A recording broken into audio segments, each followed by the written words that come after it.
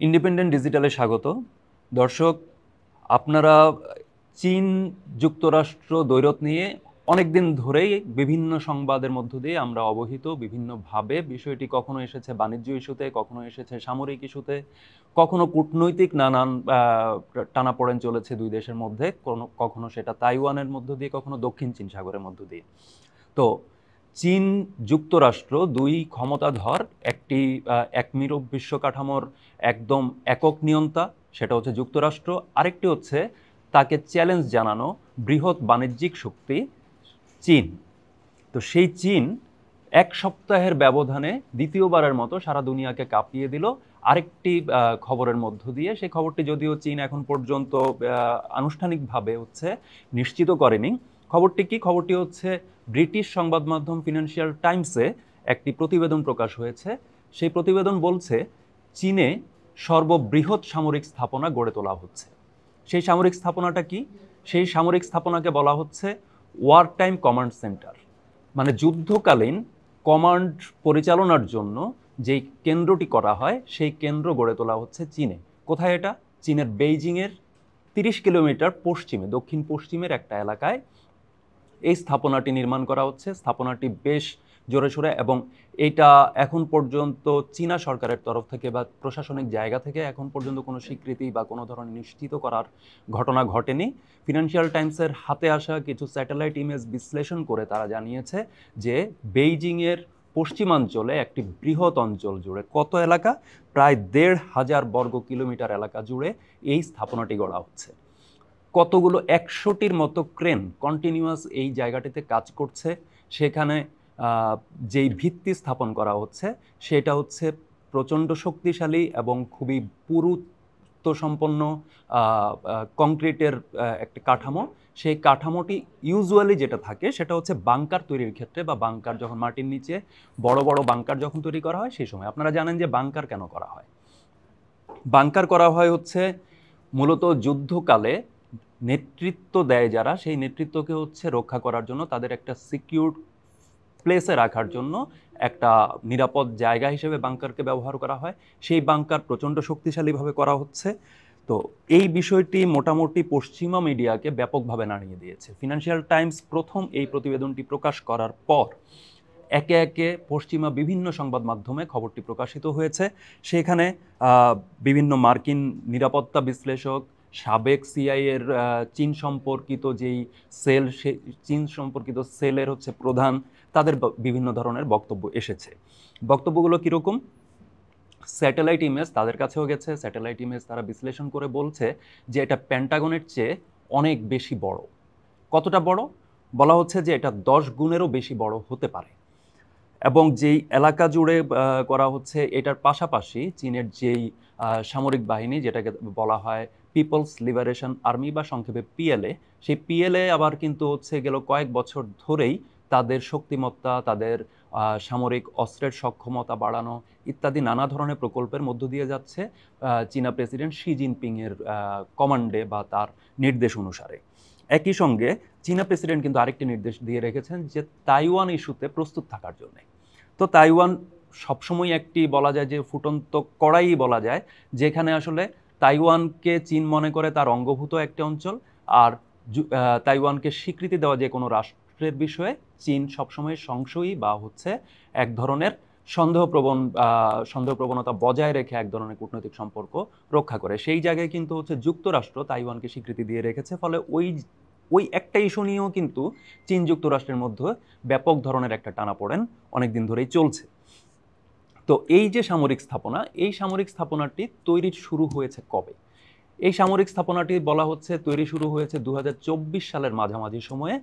চীন সাধারণত তার বড় ধরনের কোনো নির্মাণ কাজ বা এই ধরনের স্থাপনা নির্মাণ কাজের তথ্য তাদের ওয়েবসাইটে দিয়ে রাখে। যদি এটা বাণিজ্যিক কোনো স্থাপনা হয় তাহলে অবশ্যই সেটা নির্দেশ করা থাকে যে এটি একটি বাণিজ্যিক স্থাপনা, এই কারণে এই জায়গা থেকে এই কর্মকাণ্ড পরিচালনা করা হবে, বা অন্তত পক্ষে এটির নাম এই। মজার বিষয় হলো এই স্থাপনা সম্পর্কে কিন্তু এরকম কোনো ঘোষণা নেই, কিন্তু স্থাপনাটি তৈরি হচ্ছে। দ্বিতীয় বিষয় হচ্ছে ফিনান্সিয়াল টাইমসের পক্ষ থেকে ফিনান্সিয়াল টাইমসের সাংবাদিকেরা সেই স্থাপনায় প্রবেশের চেষ্টা করেছেন বা সেখানে যাওয়ার চেষ্টা করেছেন, অঞ্চলটি ঘুরে দেখার চেষ্টা করেছেন, কিন্তু সেখানকার কঠোর নিরাপত্তা ব্যবস্থার ডিঙাতে তারা পারেননি। একই সঙ্গে সেখানকার আঞ্চলিক যে স্থানীয় যারা আছেন, স্থানীয়রা বলছেন যে তারা যদিও বলছেন যে এখানে কোনো সেনাবাহিনীর বা সেনা পোশাকের কেউ এখানে প্রবেশ বা বেরোতে দেখেননি, কিন্তু তাদের মধ্যে প্রচলিত হচ্ছে এটা হচ্ছে সামরিক স্থাপনা বা হচ্ছে এটা সেনাবাহিনীর কাজ। তো এই হচ্ছে, কিন্তু ওয়াশিংটনে নিযুক্ত যে চীনার দূতাবাসে বলা হয়নি যে দূতাবাসের পক্ষ থেকে আসলে কে বক্তব্যটি দিয়েছে, কিন্তু চীনা দূতাবাসের পক্ষ থেকে বলা হয়েছে তারা এই বিষয়ে এত বড় একটি স্থাপনা যে গড়া হচ্ছে এই স্থাপনা সম্পর্কে তারা অবহিত নন। এবং একই সঙ্গে বলা হয়েছে তারা নিশ্চিত করেছে চীন ডিফেন্স বলতে ডিফেন্সকেই বোঝে, অর্থাৎ তার প্রতিরক্ষা নীতি আসলে প্রতিরক্ষার মধ্য দিয়েই প্রতিরক্ষার ধর্মকে মেনেই হচ্ছে গড়া হয়, অর্থাৎ তারা কখনো আক্রমণোদ্যত হবে না। আমরা অবশ্য কখনোই চীনের ইতিহাস ঘাটলেও চীন কোথাও সেভাবে আক্রমণ করেছে বা তার নিজের ভূখণ্ডের বাইরে অঞ্চলে বিভিন্ন অঞ্চলে হচ্ছে যুদ্ধ পরিচালনা করেছে বা হচ্ছে যুদ্ধে সরাসরি অংশ নিয়েছে এমনটা পাওয়া যায় না। বিভিন্ন ধরনের কূটনৈতিক তৎপরতা তার থাকে, প্রত্যেক দেশেরই থাকে, ক্ষমতাধর দেশগুলোর তো আরও বেশি থাকে, সেটা অন্য ধরনের একটা আলোচনা, অন্য আলাপ। তো এই জায়গায় আসলে ডিপসিকের পর এত বড় মোটামুটি দুনিয়া কাঁপানো একটা খবর বলা যায় একে, যে এত বড় সামরিক স্থাপনা বা যেটার নাম বলা হচ্ছে যে ওয়ার টাইম কমান্ড সেন্টার, অর্থাৎ যুদ্ধ যে কোনো সংঘাতময় পরিস্থিতিতে যাতে হচ্ছে টোটাল কমান্ডটি চালানো যায়।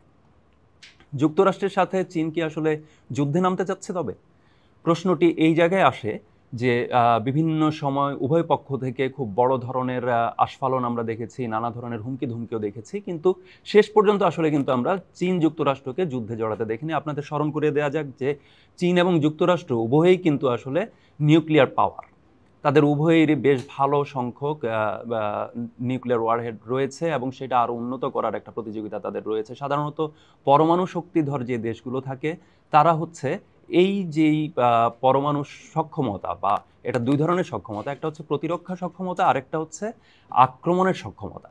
এই দুই সক্ষমতা নিয়েই একটা প্রতিযোগিতায় লিপ্ত থাকে সব সময়। তো এই মহাশক্তিধর দেশগুলো এই ধরনের যেই প্রতিযোগিতা তাদের মধ্যে থাকে, সেই প্রতিযোগিতার আসলে দুটি ধরন আছে। একটি হচ্ছে সত্যি সত্যি হচ্ছে যুদ্ধাবস্থার জন্য প্রস্তুতি নেওয়া, সেটা তো বটেই, যে আমার প্রতিপক্ষের যদি হচ্ছে 100টি তীর থাকে তাহলে হচ্ছে আমার অন্তত 100টি ঢাল তো লাগবে সেই তীরগুলো, ছুটে আসা তীরগুলো ঠেকানোর জন্য। তো এইটা একটা জায়গা, বা হচ্ছে আমি অন্তত পাল্টা 100টি তীর তৈরি করব যাতে হচ্ছে অন্তত সে আমার যতটুকু ক্ষতি করতে পারে আমি জন্য তার সমপরিমাণ ক্ষতি সাধন করতে পারি, এটা একটা। আরেকটা হচ্ছে যে একটা কৌশলগত জায়গা, যেমন আমি যখন হচ্ছে এই 100টি তীরের বিপরীতে যখন 100টি ঢালকে আমি প্রস্তুত করব, বা এর বিপরীতে যখন 100টি তীর প্রস্তুত করব, তার মানে হচ্ছে যে আমরা মোটামুটি সমান সমান পর্যায়ে এলাম। অর্থাৎ আশপাশের অঞ্চলে এবার বিশ্বশক্তির বিবেচনায় যদি আসি, চীন এবং যুক্তরাষ্ট্রের যখন প্রায় সম পরিমাণ এবং সমসক্ষমতার সামরিক শক্তি থাকবে, তখন হচ্ছে দুই দেশের যে প্রভাব বলয়ে থাকা দেশগুলো বা প্রভাব বিস্তার করতে চাওয়া অঞ্চলগুলো, সেই অঞ্চলগুলোতে আসলে তাদের এই কূটনৈতিক যে সক্ষমতা বা কৌশলগত যে সক্ষমতা সেটা আসলে বেড়ে যায়। তো চীন আসলে যতটা যুদ্ধের জন্য, বা যুক্তরাষ্ট্র আসলে যতটা যুদ্ধের জন্য এই প্রতিযোগিতায় লিপ্ত হয়, তার চাইতেও বেশি হচ্ছে এই ভারসাম্যটাকে রক্ষার জন্য তারা এই প্রতিযোগিতায় আসে।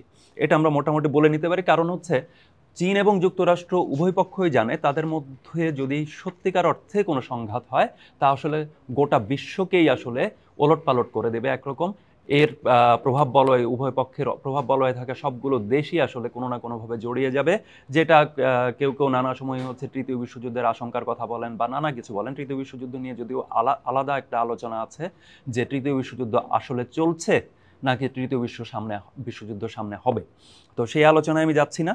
এইখানে যে বিষয়টি খুবই গুরুত্বপূর্ণ সেটা হচ্ছে গত 1-2 দিন ধরে, বিশেষত গতকাল একটি আলোচনা আমাদের সোশ্যাল মিডিয়াতে বলি বা বিভিন্ন সংবাদ মাধ্যমে বলি খুব বেশি চাউর হয়েছিল। সেটা হচ্ছে ওয়ার্ল্ড ইকোনমিক ফোরামে দুই নেতা, অর্থাৎ নবনির্বাচিত মার্কিন প্রেসিডেন্ট এবং নব অভিষিক্ত মার্কিন প্রেসিডেন্ট ডোনাল্ড ট্রাম্প এবং চীনা প্রেসিডেন্ট শি জিনপিং এর মধ্যকার সাক্ষাৎ, এবং সেখানে তাদের যে হৃদ্যতাপূর্ণ সম্পর্ক বা এক ধরনের খুবই আন্তরিক আলোচনা বা দুজনের যে ভাষ্যটা আমাদের সামনে এসেছে, সেটা আসলে দুজনের যুযুধান বিষয়টাকে আসলে প্রকাশ্য করে না।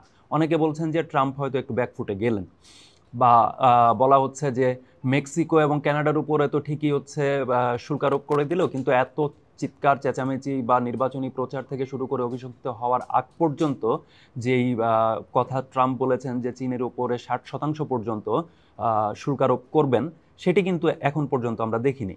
তো এই জায়গায় আসলে এত সহজে এরকম একটি আমরা অনেকেই দেখছি যে সোশ্যাল মিডিয়াতে বলছেন যে ট্রাম্প কিছুটা নমনীয় হয়েছেন, কারণ ট্রাম্প একটু ভয় পাচ্ছেন, ট্রাম্প ঘাবড়ে গিয়েছেন শি জিনপিংকে দেখে, ইত্যাদি ইত্যাদি।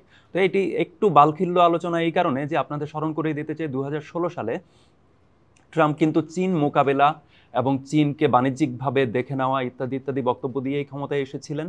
এসে তাদের যে প্রথম সাক্ষাৎ হয়, সেখানে কিন্তু তিনি বলেছিলেন যে শি জিনপিংকে দেখে তিনি মুগ্ধ হয়েছেন। তো এই মুগ্ধতা রেখেই কিন্তু তিনি পরবর্তীতে চীনের উপরে অত্যধিক শুল্ক আরোপের পদক্ষেপটি নিয়েছিলেন। সুতরাং দুই নেতার এই কূটনৈতিক সম্পর্ক বা শিষ্টাচারের ভাষ্যকে সামনে রেখে বা ভাষ্যটিকে শুধুমাত্র বিবেচনায় নিয়ে তাদের মধ্যকার সম্ভাব্য বাণিজ্য যুদ্ধ বা সম্ভাব্য কূটনৈতিক টানাপোড়েন বা অন্য আরও নানা ধরনের ভূরাজনৈতিক যেই দাবা খেলা, সেই দাবা খেলাকে আগাম অনুমান করার আসলে সুযোগ নেই। সেখানে আসলে প্রতিটি পদক্ষেপ, অর্থাৎ ডোনাল্ড ট্রাম্প প্রশাসনিকভাবে চীনের বিষয়ে আগামী 100 দিনের ভিতরে বা 6 মাসের ভিতরে কি কি পদক্ষেপ নেন, সেদিকটাতে আমাদের তাকিয়ে থাকতে হবে। সেটাই আসলে বলে দিবে চীন এবং যুক্তরাষ্ট্র আসলে কতটুকু মুখোমুখি দাঁড়াচ্ছে। তবে সবচেয়ে বড় বিষয় হচ্ছে বাণিজ্য যুদ্ধ বলি বা বাণিজ্য নিয়ে লড়াই বলি, যেটাই বলি না কেন, সেটার পাশাপাশি কিন্তু এখন পেন্টাগন এবং এক্সট্রিম পেন্টাগন, অর্থাৎ চীন যেটা বানাচ্ছে, সেই বিষয়টি কিন্তু সামনে চলেই এলো। এবং চীনের এই যে পেন্টাগনের চেয়ে 10 গুণ বড় ওয়ার টাইম কমান্ড সেন্টার আমি গড়েছি, এটা তাকে নিশ্চিতভাবে কৌশলগতভাবে ভূরাজনীতিতে বড় ধরনের সুবিধা দেবে বলে আমি মনে করি।